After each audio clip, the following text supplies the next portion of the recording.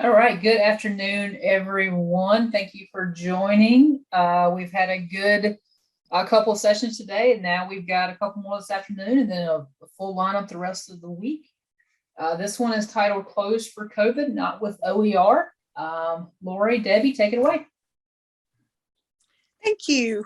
So we did this presentation based on lessons learned when we had mandatory closing when COVID set in. Lori and I and two of our colleagues had been researching and had moved to piloting an OER course.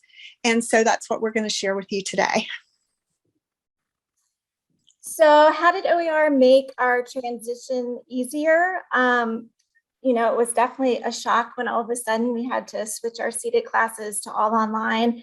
But because we were already working with the students in the OER format, they were already used to going online, to finding the links to their materials. They had reduced costs. They didn't have to purchase the textbooks that semester, but just having them know how to navigate Blackboard, there wasn't a learning curve because it was already set up, and we kind of worked out any kinks that they might have had in the beginning of the semester. That they'd asked questions and figured things out and knew exactly where to go for everything. So it really was much easier for them to be familiar with all of that instead of just all of a sudden switch. So just to let you know what open educational resources are, these are resources that have been posted online in several different places. Sometimes you can find them, but the wonderful thing about them is they are copyrighted, but they're usable sources. So they're considered to be in a public domain, and they do have different labels on them. Some of them you can take and change and use any way you want to. Some of them you have to take and use. So you have to evaluate the resource when you're looking at them. But the advantage is you can post a link to the source and the student has it free of charge.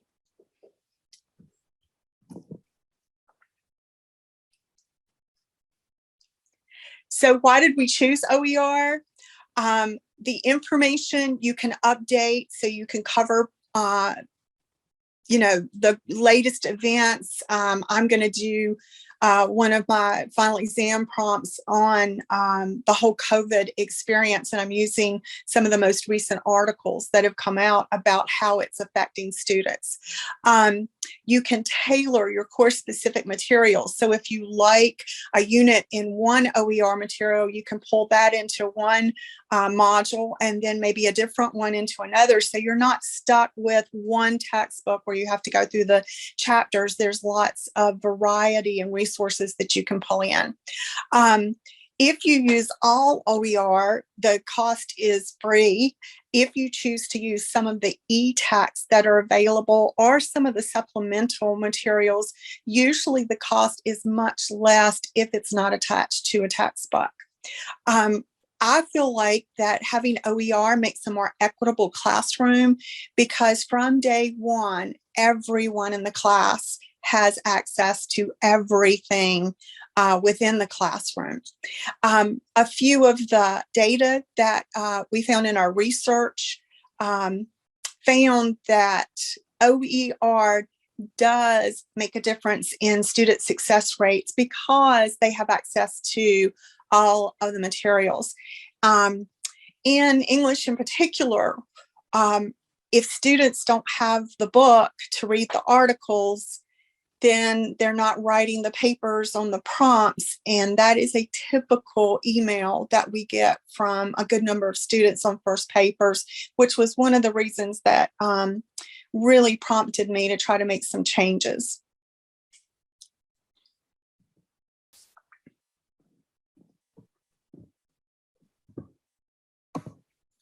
So these are some emails that I received from students in the fall of 2019. So this was the semester before we implemented the OER. So just really reinforced, why we were doing this and why we thought this was a good decision. One student said, I've never purchased the outrageously priced textbook and have been using online versions of the text. So students already knew that there were online versions out there and they were using them. So, and there are many of them. So it kind of made us think, like, why do they have to purchase this expensive textbook when a lot of them are already going online? They already know how to do it, and they're utilizing that resource. The second student said, ma'am, my student loan unfortunately hasn't kicked in yet and I can't afford my books yet. I'm going to try to contact them so I can hopefully purchase my books this week. So we know students, a lot of our students are waiting for student loans to come in, and they can't get their textbooks a lot of times until that happens. So they fall behind because they don't have access to all of the materials. So by doing OER, it gives them that access. Last one, my father recently lost his job. So even this was a lot of money for us in our current state. I bought the book today because I talked to him yesterday and he was able to give me the money. Is there any way I could get any kind of credit if I redo everything, including the Sunday's work? So sometimes it's not even the students. The students are still living with their parents sometimes. Their parents have agreed to be responsible for their education, but things happen. And that can prevent them from providing that money. The students haven't planned for that, so they don't have the book, and again, they start to fall behind. So we tried to list a few of the advantages of using OER. The first one, as we mentioned, is students can access the course with all the materials needed from day one. All of the course materials are through links, and so as long as the students have internet access, then they are able to access anything. There was no need for the students to try to locate books during COVID, especially. There seemed to be a shortage on some of the textbooks. Students didn't have to go to a location to pick up. They didn't have to try to find a particular textbook that had been customized for our English 111 so that they couldn't just order it anywhere online. They didn't have the cost of the textbook, which saved them money. The ones that did want to get a textbook could purchase the e-text if essays from our English 111 book were used. They could also print off most of the OER materials are in PDF, so they can print those off if they want to have a printed copy. And so it makes the materials, most of the students will tell me that they're happy with the online, that they know how to annotate and manipulate the online font. But I always have a few students that do like to print off their materials and keep a notebook and annotate with pencil and pen. So all of the resources that I use have that capability. Of course, it's not all easy.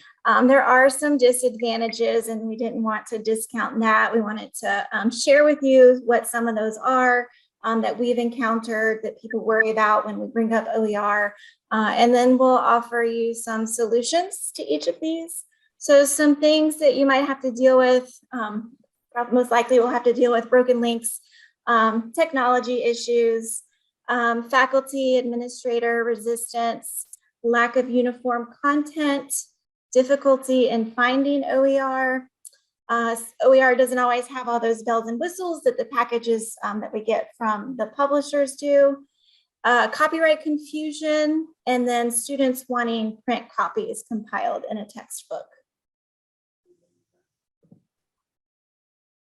So we came up with some solutions that we found for these issues, because one of the things we did before we began implementing was we did research, we looked for resources, we attended conference, we did presentations on how we planned to implement an OER English 111.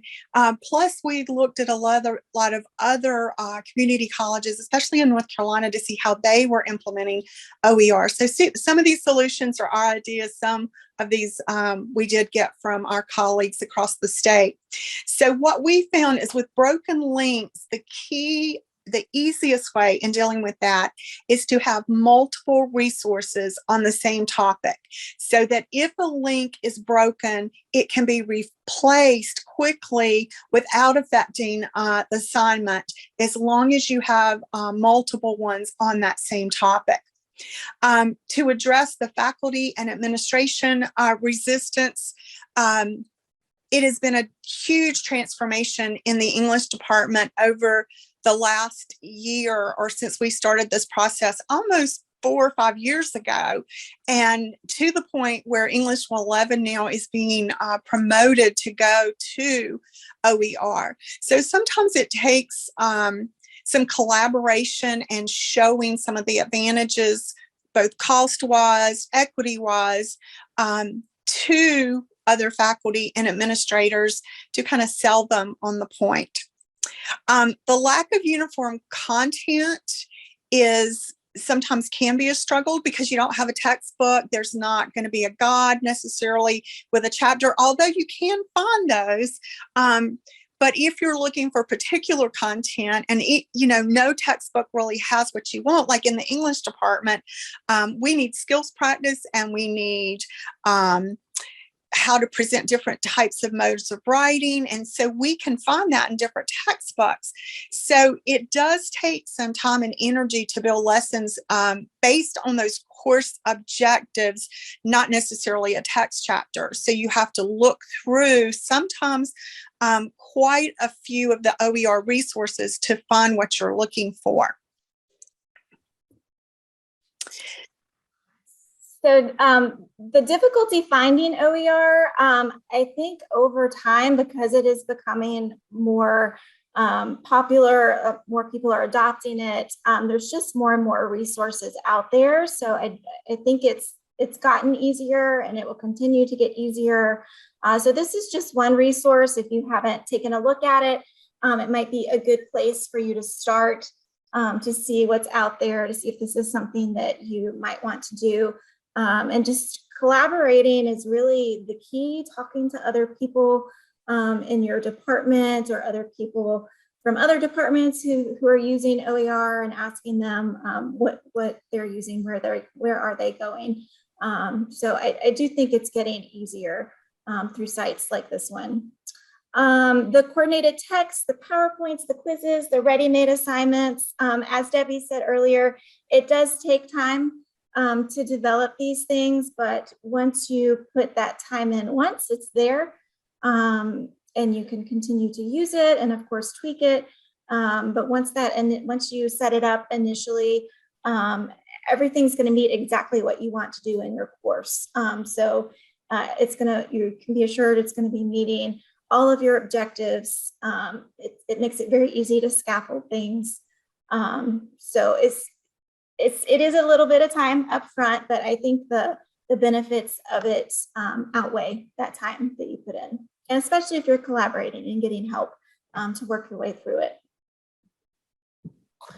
Copyright confusion. I know I'm confused at times and not quite sure if I can use it, if I can't use it. But seek out your librarians. We found our librarians to be very helpful. What we did initially was we took our English textbook, we put it in a list for a librarian, and she went and helped us find copies of those articles that we could use. So then we had a whole spreadsheet of all of the links that Debbie used, and then 2 more of us jumped in with piloting. So we were all using that same spreadsheet to access the articles that were out there from the textbook. And then anytime I want to add additional articles, because I am always finding new things that I want to add to the course, if I'm not sure, I just shoot her a quick email. Is this okay to use? And if not, she's able to direct me to another place where she was able to find it. And then print copies, like Debbie said, she provides the print copies for everything, so do I. So there's always a way for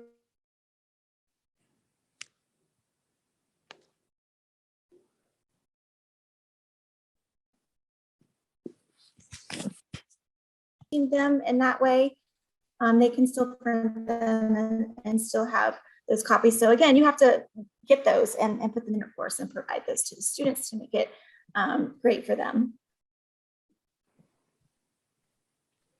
So some of the OER resources that we have looked at include the ones listed here in our PowerPoint: OpenStax, Open Textbook Library, LibreText, MIT, OpenCourseWare, Rebus Community, OpenSUNA, and Lumen Learning.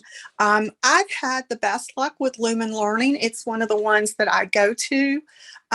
In addition to these, we're still finding more. So there's a few, I think, on the next slide. Yeah, and if I can just interject real quick, Debbie, if it seems kind of overwhelming, like, gosh, there's all these places I have to go and look. Again, talking to other people who are using it, since Debbie piloted it, she talked about how much she loved Lumen. So for me, when I went to create my course, it was a little bit easier because she had kind of directed me, this one's a good one, and I was able to create my course once.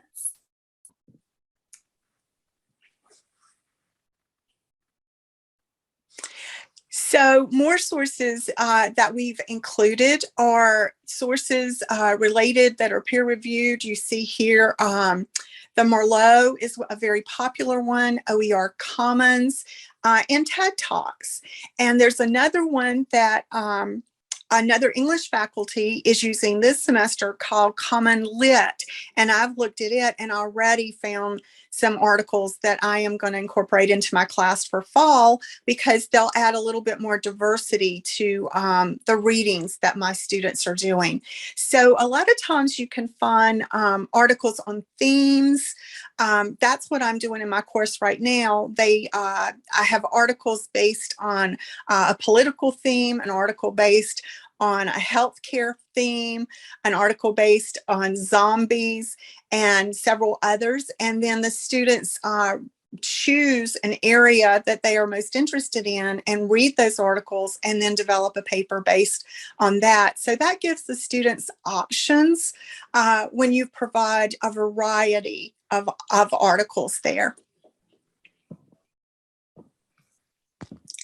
Can you all hear me? Because I'm having internet connectivity issues. Me Yes, too. we can hear you. You can hear me? Okay. I will keep going then. So we also have some English courses. So, whatever your discipline is, knowing what those are, you probably already know what those are and are already using them. So just making sure students have those links, that they're built into your course.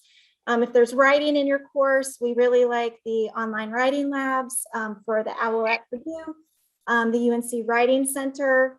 And then for those of us who aren't using the supplemental text for grammar, we have a multitude of sources we can go to incorporate that at no cost to the students.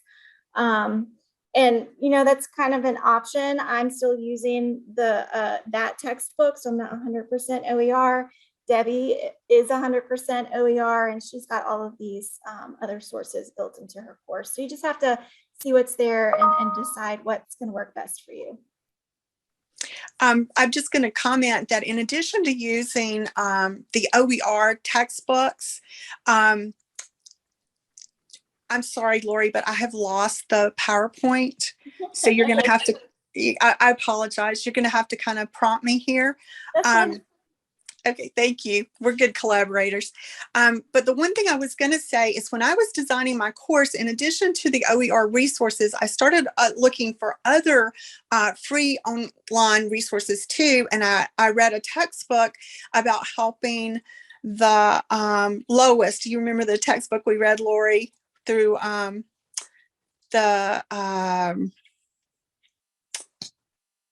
drawing a blank, I apologize. Anyway, from that textbook on helping our lowest performing students, one of the references in that was a learning styles inventory through NC State, and it was free.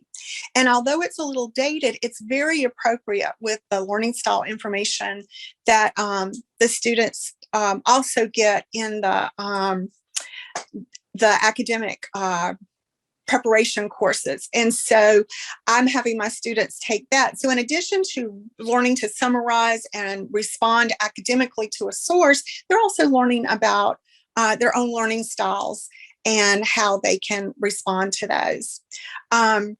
There are two OER resources that I'm looking at. One is a success textbook, and that one I chose because I really liked how it described the different modes of writing. So when I was designing my lectures on definition and explanation and comparison contrast and cause and effect, and summary and response, I felt like that that textbook had a really good explanation with how students could go through the process of doing those modes of writing kind of step by step. So that's why I pulled what I pulled out of that one. The reading in that textbook I didn't like as much. So that's why I went to the thematic reader. And that one I liked because it's based on themes. And so that's where in my third paper, I give access to about 5 different themes. The students read 2 articles from each of those themes. They respond in some discussions and journals for discussion among the themes.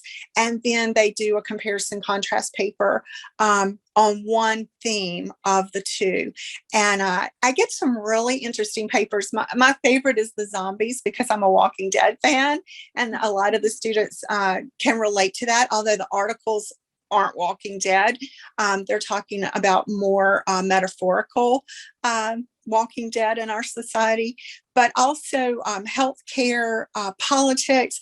Even though some of the articles are from the 1800s, they're very relevant to events that are going on in our society today. And the students recognize that, which I enjoy reading about. Debbie, I might have lagged a little bit behind you on the slides because the next one was your writing for success. Okay, and that was where I said that's the one where I pulled content information for modes of writing.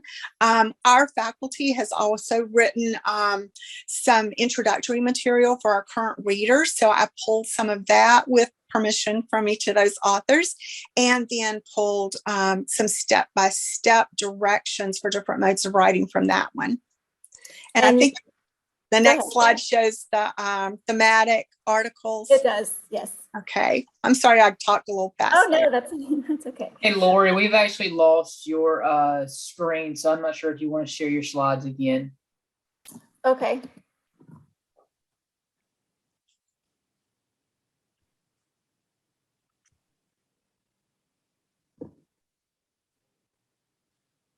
I'm just looking for share. Can you see my screen at all? We see your video right now. Okay, just looking for, okay, here's share screen options.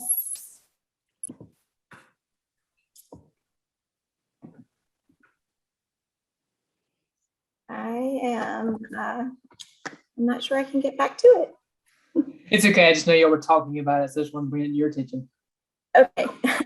Well, we're almost through all the slides, so I think we'll be okay.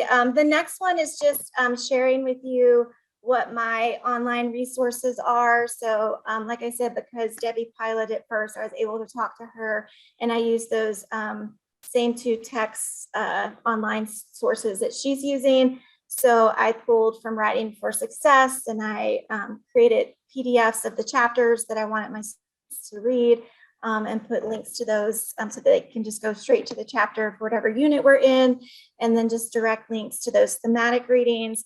And then anything else that I've found along the way from our library databases, I might have found something, or if my students, when they're writing papers and I look at their sources, they find really great sources sometimes. So I'll add those to the course and just provide links to the databases in the library that the students can easily access. So the next slide is some testimonials. So I will read through those from our students who have been using OER. The first student says, I like that the course was available to look back on for the entirety of the course. So I think that's good for students too, who sometimes, use check out the books from the library instead of purchasing them and use them and turn them back in. So this way they don't have to do that. They don't have to worry about making that trip. They've always got those sources there for them. Because it was super nice how my class did not need me to buy a textbook, probably for some of those reasons we mentioned in the beginning with the emails from students about textbook costs and not being able to purchase the textbooks. The third one says readings were easy to locate, and I was able to easily locate all my assignments. I often found the short videos provided each week helpful as well, along with the fact that lesson materials were available to view anytime. So anytime, anywhere, you see this, hear this theme of easy. It's easy. It's really easy for students. And one, they said, I liked the organization of Blackboard with this course. Everything I needed was very easy to find. So incorporating this into a course that you're already teaching online, very easy. And then you can kind of use that as a template to help you transition any other courses that you might want to. So Debbie, I think we're at the last slide now. Okay, and Lori and I just wanted to give credit to both Faye and Erin Wedehase, because the four of us spent time researching and looking at our current text, deciding which we could easily find online. Then we started expanding that search to different OER resources. So all four of us have worked hard to develop a good English 111 OER. It's interesting that while I piloted it first and I shared, my courses with Lori and Faye, they went on to take some of the basics and develop into their own English 111 courses. So while we're all doing OER, we are developing it and having the students do same course objectives, but very different activities throughout the semester to achieve those objectives. So we wanted to give them credit and let you know that more than just the two of us are working in OER, and several more are piloting OER this semester. And I believe that most of us will be using it in the fall. So that's all we have to share with you today. Are there any questions?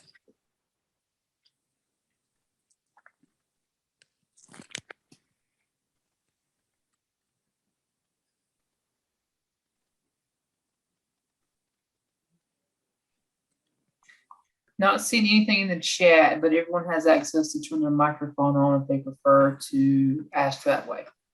Okay.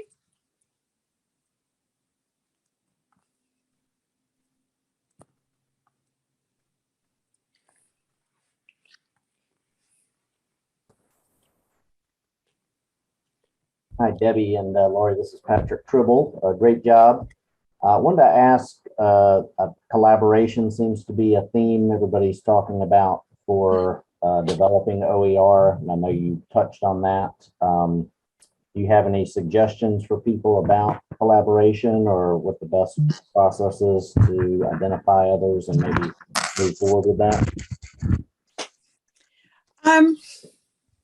I think ours started with just a lunch conversation where I was really frustrated that, like, over 5 years ago, before I started changing my course, when I first started in the English department, like over 8 years ago, half of my English students were not turning in papers because I was having them do readings from the textbook and they didn't have them. And when I'd ask them, not all of those half were lack of textbooks, but a good number. I kept hearing that.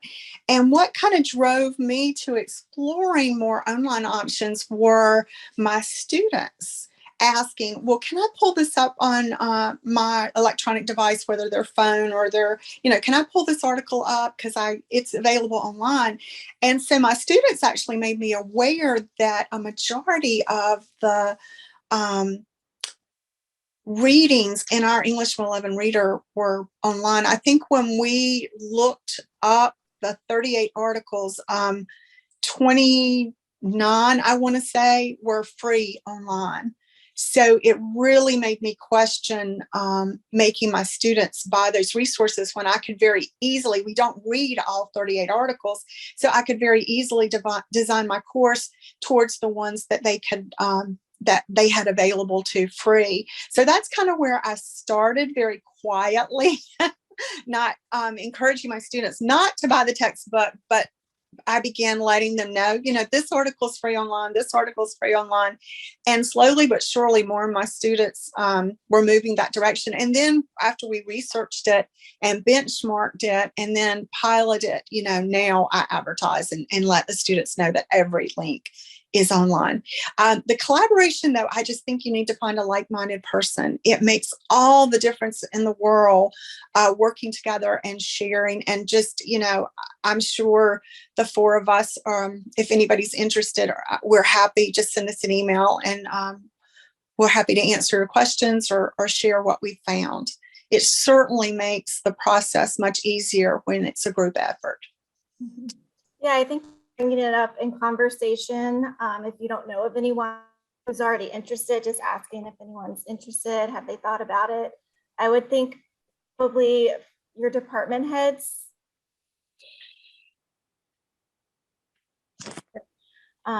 Probably many people who are in these sessions today would be good people to, because they obviously have an interest in it as well. How many did you have in your benchmarking group? Was it 5, if I remember correctly, 5 or 6? We started with 3. We added a 4th one, and I know there's at least 2 people piloting OERs in addition to us. So far we have 6 in the English department, but we have a new department head, and she is promoting that we move to OER for English 111 for fall. Oh, great. Good. Mm-hmm.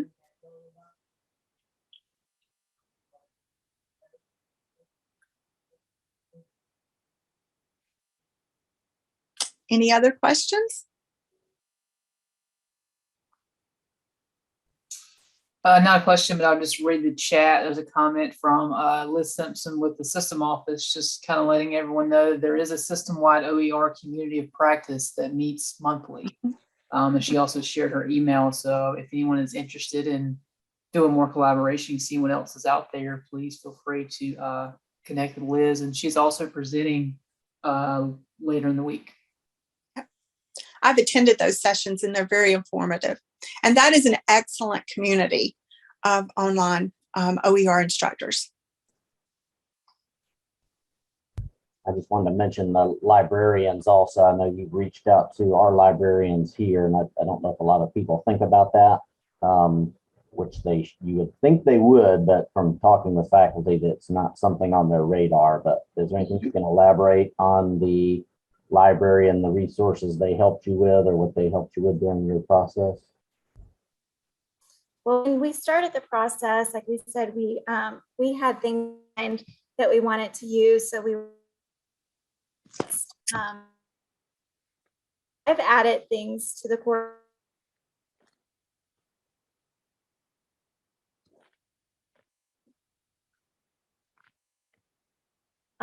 Ended up in conversation to add a citation resource that I didn't know. And they're very eager to help, very helpful.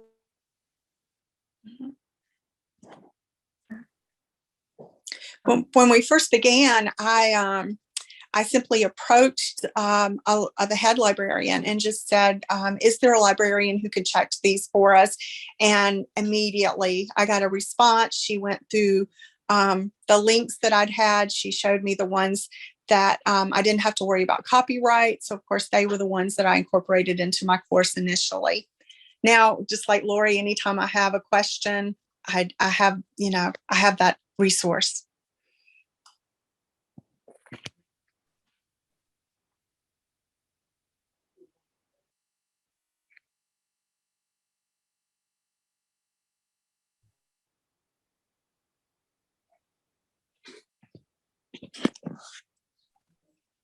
No other questions currently are showing on the chat. Okay. Well, it's been a pleasure sharing with you. I firmly believe in OER.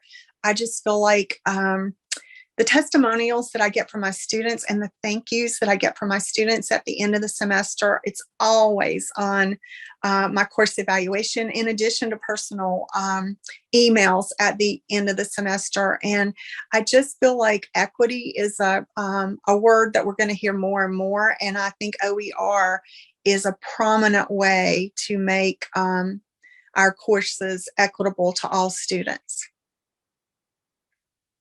Late from is set up, and it makes me better knowing that I'm providing everybody sources from the very beginning, so that nobody can get behind. I agree.